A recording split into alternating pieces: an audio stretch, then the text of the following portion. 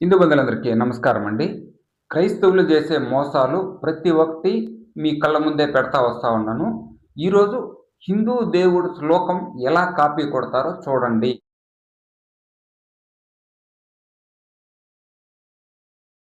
శ్రీజేసునాథ కరుణామృత పారిజాత. ఇవన్నీ మామూలే. శ్రీ సత్యమార్గ శరణాగత దీనబంధు. కంట్రోల్ అలవాటు చేసుకోరా. శ్రీ బేత్లహేమ పురజాత యెహోవ పుత్ర.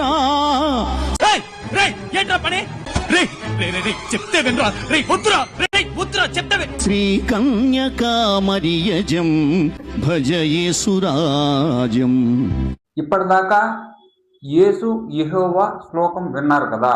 ఇప్పుడు మనము ఈశ్వరుడి శ్లోకం విందామండి.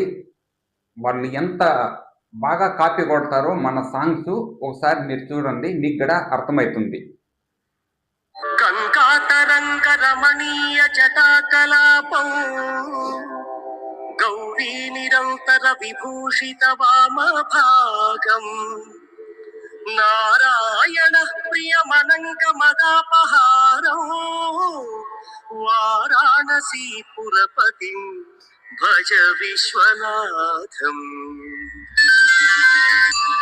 వాచామగోచరమనేక గుణస్వరూపం వాగీశ విష్ణు సురసేవిత పాదపీఠం వామేణ విగ్రహవరేణ కళత్రవంతం వారాణసీ పురపతి భజ విశ్వనాథం.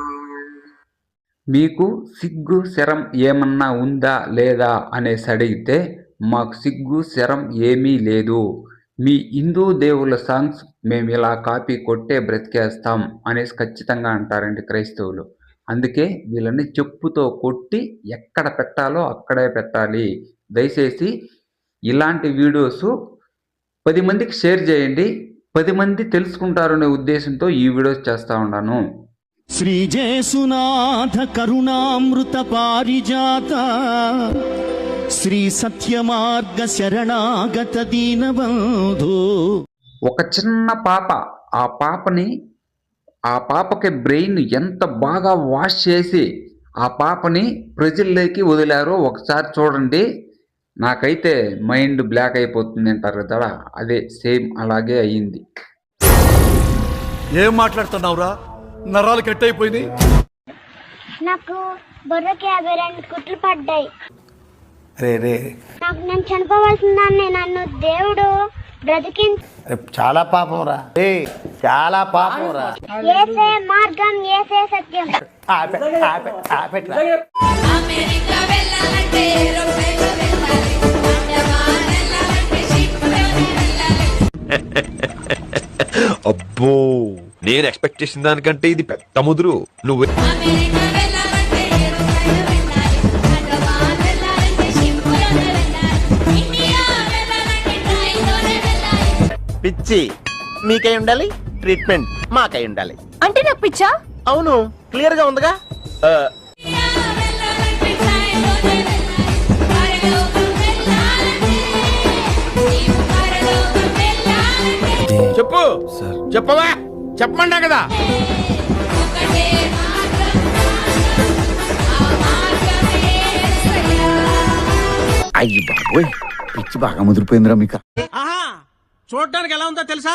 పనికి మాలిన వాళ్ళందరూ చోట చేరి మాకు పని లేదు అని ప్రపంచానికి చాలా కలర్ఫుల్ గా చెప్తున్నట్టు.